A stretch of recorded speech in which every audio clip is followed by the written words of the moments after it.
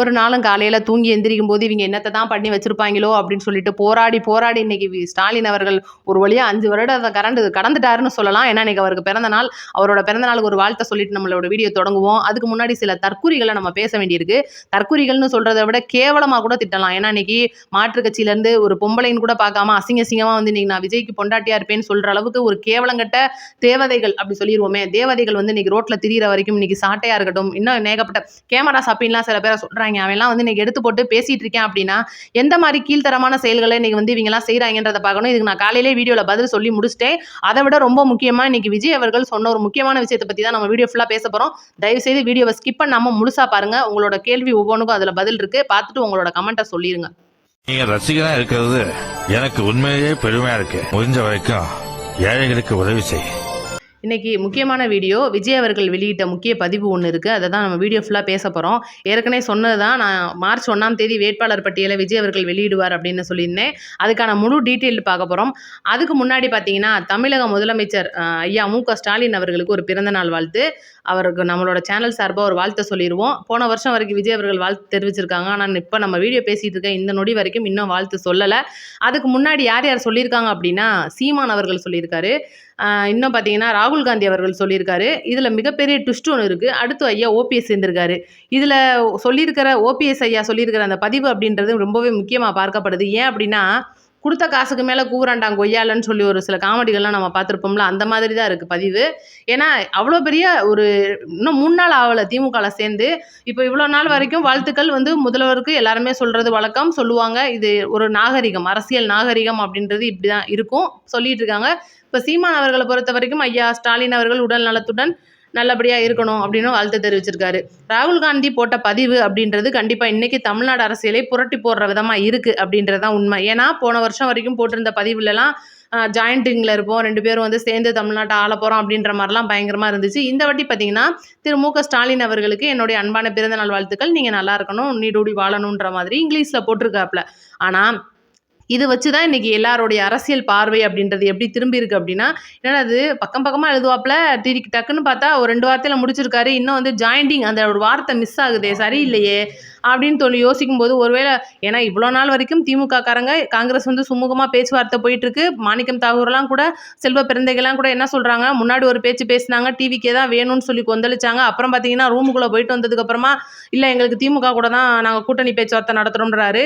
கிறிஸ்தோடாங்கிற என்னன்னா ஒரு பப்ளிக்காக உட்காந்து ஒரு ஆங்கில பத்திரிகைக்கு டிவிக்கே நாங்கள் பேசணும்னு சொல்லிட்டு திமுகவோட பேச ஆரம்பிச்சதுக்கப்புறமா நான் அப்படிலாம் சொல்லலப்பா, அவங்க திருச்சி போட்டிருக்காங்க அப்படின்ற மாதிரிலாம் சொன்னாப்புல.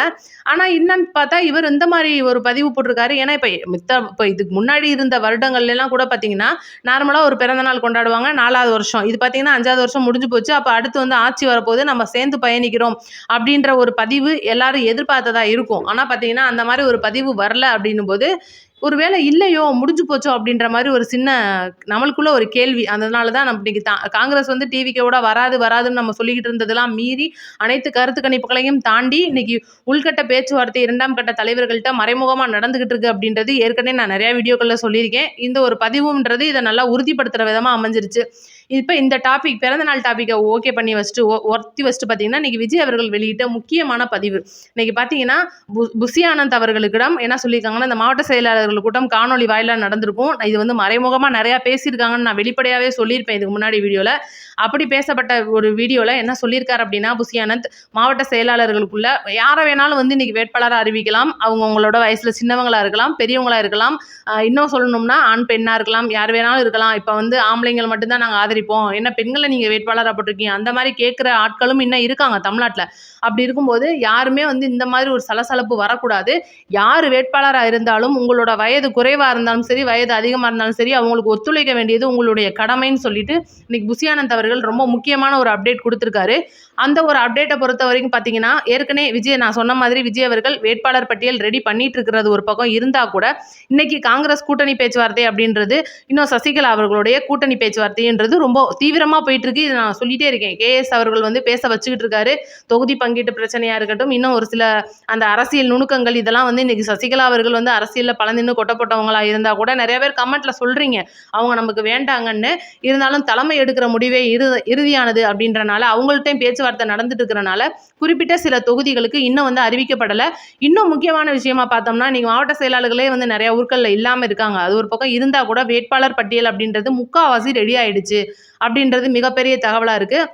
இன்னைக்கு பார்த்தீங்கன்னா முதல்ல ஒரு 10-20 தொகுதிக்கான முக்கிய தொகுதிகள் இப்போ வில்லிவாக்கத்தில் ஆதவ அர்ஜுனா, காரைக்குடியில் பிரபு அவர்கள், பெரம்பூரில் விஜய் அவர்கள், டி நகரில் பார்த்தீங்கன்னா நம்மளோட புசி ஆனந்த் அவர்கள், இன்னும் நிறையா இருக்குது. ராஜ்மோகன் அவர்களுக்கு பெரம்பலூர், இந்த மாதிரி திருப்பத்தூரில் பார்த்தீங்கன்னா ஜோசப் தங்கராஜ் அவர்கள், இந்த மாதிரிலாம் நிறைய பேரோட அந்த ஒரு பட்டியல் நான் ஏற்கனவே வெளியிட்டிருப்பேன். இதுதான் வந்து இறுதியான பட்டியலில் இருக்கிற பேர்கள். இருந்தால் கூட விஜய் அவர்கள் அறிவிக்கட்டும் அப்படின்ற ஒரு பொறுமையில் நம்ம இருக்கோம். அப்படி இருக்கும்போது இன்னைக்கு இந்த ஒரு அரசியல் களம் மாறிட்டு இருக்கும்போது பார்த்தீங்கன்னா என்டிஏலேருந்து ஒரு சின்ன தகவல் என்ன வருது அப்படின்னா, இன்னைக்கு மாநாடு நம்மளோட என்டிஏ மாநாடு பொதுக்கூட்டம் வந்து மதுரையில் மண்டாயிலா நகரில் பிரதமர் மோடி அவர்கள் வந்திருக்காரு. பயங்கரமாக அளவில் பண்ணிட்டு இருக்காங்க, பயங்கரமாக பேசிட்டு இருக்காருன்னு சொல்லணும். அந்த ஒரு மோடி அந்த இருக்கும்போதே பார்த்தீங்கன்னா எப்படியாவது அவர் வர்றதுக்கு முன்னாடியே இங்கே வந்து விஜய் அவர்கள்ட்ட பேசி எப்படியாவது கனெக்ஷன் கொடுத்து லைட்டை எரிய விட்டுருவோம் அப்படின்லாம் பேச்சுவார்த்தை தமிழிசை மூலியமாகவும் பயங்கரமாக நடந்துச்சு. ஆனால் இதுக்கு வந்து விஜய் அவர்கள் ஒத்துக்கிறல அப்படின்றது உள்வட்டார தகவலாக இருக்குது. அப்படி இருக்கும்போது இன்னைக்கு தஞ்சாவூர் சந்திப்பு வேற அடுத்து வரப்போகுது. ஏன்னா இப்போ தஞ்சாவூர் சந்திப்பு மார்ச் 2ஆம் வாரத்தில் முடிவு பண்ணி வச்சுருந்தாங்க. நான் கூட காலையில் வீடியோவில் சொல்லியிருப்பேன், விஜய் அவர்கள் ரொம்ப மனவழியில் இருக்கிறனால வர்றாங்க அப்படின்றது ஒரு சந்தேகம் தான். இருந்தால் கூட விஜய் சரவணன் அவர்கள் அனுமதி வாங்கிட்டார் அப்படின்றனால கண்டிப்பாக இதுக்கு ஒரு முன்னேற்பாடு எடுத்து என்ன பேசணும் அப்படின்றதும் இன்னைக்கு ஒரு எப்படி சொல்கிறது, ஒரு அழுதுகிட்டு இருக்கிற ஒரு குழந்தைய தேத்துற விதமாக சில வார்த்தைகள்லாம் பேசுவாங்கல்ல, அந்த மாதிரி வந்து இன்னைக்கு புசி ஆனந்த் பக்கபலமாக இருந்து கட்சியை வழிநடத்திக்கிட்டு இருக்கார் அப்படின்னே சொல்லியாகணும். அந்த ஒரு தருணத்தில் தான் இன்னைக்கு விஜய் அவர்களுடைய ஒரு வெளிப்பாடாக இந்த ஒரு வேட்பாளர் பட்டியலுக்கு ஒத்துழைக்கணும் அப்படின்ற வார்த்தை வரும்போது ஏற்கனவே பார்த்தீங்கன்னா 2 பொதுக்கூட்டத்தில் விஜய் அவர்கள் பேசிகிட்டு இருப்பாங்க. என்ன அப்படின்னா, இன்னைக்கு வந்து செயலாளர்களை நிர்வாகிகளுக்கு ஒத்துழைக்கும்படி, அதே மாதிரி நிர்வாகிகள் தனிச்சையாக செயல்படுவதற்கும் செயலாளர்கள் வந்து உதவணும், இந்த மாதிரி வந்து தனிச்சையாக முடிவெடுக்க விடணும், சுதந்திரமாக செயல்படணும், அதுதான் கட்சிக்கு ரொம்ப முக்கியமான விஷயம் அப்படின்ற மாதிரி நிறைய பேர் சொல்லிட்டு இருந்தாலும் இந்த ஒரு ஒத்துமை அப்படின்றது இன்னைக்கு கட்சியில் இருக்குதா அப்படின்னு கேட்டிங்கன்னா ஒரு 90% இருக்குது அப்படின்னு சொல்லலாம். மிச்சம் இருக்கிற 10%ல ஒரு சில பிரச்சனைகள், இப்போ பார்த்தீங்கன்னா தூத்துக்குடி பிரச்சனை, அஜிதா அவர்கள் வந்தாங்க, இந்த மாதிரி சின்ன சின்ன பிரச்சனைகள் எல்லா கட்சியிலையும் இருக்கிறது. ஆனால் முழுக்க பார்த்தீங்கன்னா இன்னைக்கு தமிழக வெற்றி கழகத்தை பொறுத்த வரைக்கும் இந்த ஒரு கட்சி பிரச்சனை அப்படின்றது முழுக்க முழுக்க எந்த தொல்லையும் இல்லாமல் நீட்டாக போயிட்டு இருக்கு அப்படின்னே சொல்லணும். ஏன்னா இன்னைக்கு தலைவர் விஜய் அவர்களை முதல்வர் ஆக்குறதுக்கு அடிமட்ட தொண்டர்ல இருந்து இருக்கிற செயலாளர்கள், மாவட்ட செயலாளர்கள் எல்லாருமே வந்து 100% வந்து உழைப்பை கொட்டிக்கிட்டு இருக்காங்கன்னே சொல்லணும். நம்மளோட ஏற்கனவே நம்ம சேனல்ல கேட்டிருந்தோம், இன்னைக்கு வந்து உங்களோட தொகுதியில் ஏதாவது பிரச்சனை இருக்கா, அவங்களோட விளம்பரங்கள் இன்னைக்கு விசில கொண்டுட்டு வந்து சேர்க்குறாங்களா மக்கள் கிட்ட, செயலாளர்கள் நிர்வாகிகள் சரியா வேலை பார்க்குறாங்களா, எந்த அளவுக்கு தமிழக வெற்றி கழகத்தோட வேலை நல்லா இருக்கா அப்படின்னு சொல்லிட்டு நான் நிறைய வீடியோக்களில் கேட்டுட்டு இருக்கேன். அதுக்கு உங்களோட பதிவு வந்துகிட்டு இருக்கு. இன்னைக்கு கூட பார்த்தீங்கன்னா ஒரு 2-3 தொகுதியை எடுத்து வச்சு நம்ம சொல்லிடுவோம் அப்படின்னு கூட நம்ம யோசிச்சுட்டு இருந்தோம்.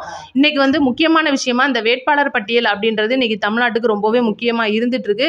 இன்னைக்கு ஐயா ஸ்டாலின் அவர்களுடைய பிறந்த நாளை முன்னிட்டு இன்னைக்கு விஜய் அவர்கள் வாழ்த்து சொல்லாதது அப்படின்றது கண்டிப்பா அரசியல்ல வந்து பெரிய பேசுபொருளாவே போயிட்டு இருக்கு. என்னதான் இருந்தாலும் இன்னைக்கு என்னங்க சொல்லியிருக்கலாம்ல அப்படின்னு சொல்லிட்டு இன்னைக்கு 2-3 பேர் வாய வேற விட்டுருக்காங்க. அதே போல ஓபிஎஸ் அவர்களே அதே தான், நான் சொன்ன மாதிரி இன்னைக்கு நிறைய பேர் வந்து இன்னைக்கு ஓபிஎஸ் கலாச்சா தள்ளிட்டு இருந்தாலும் அதிமுக காரங்க ரொம்ப கீழ்த்தரமா இன்னைக்கு ஓபிஎஸ் வந்து திமுகவோட கக்கூச கழுவ போயிட்டாரு அப்படின்ற மாதிரிலாம் வந்து பேசிட்டு இருக்காங்க.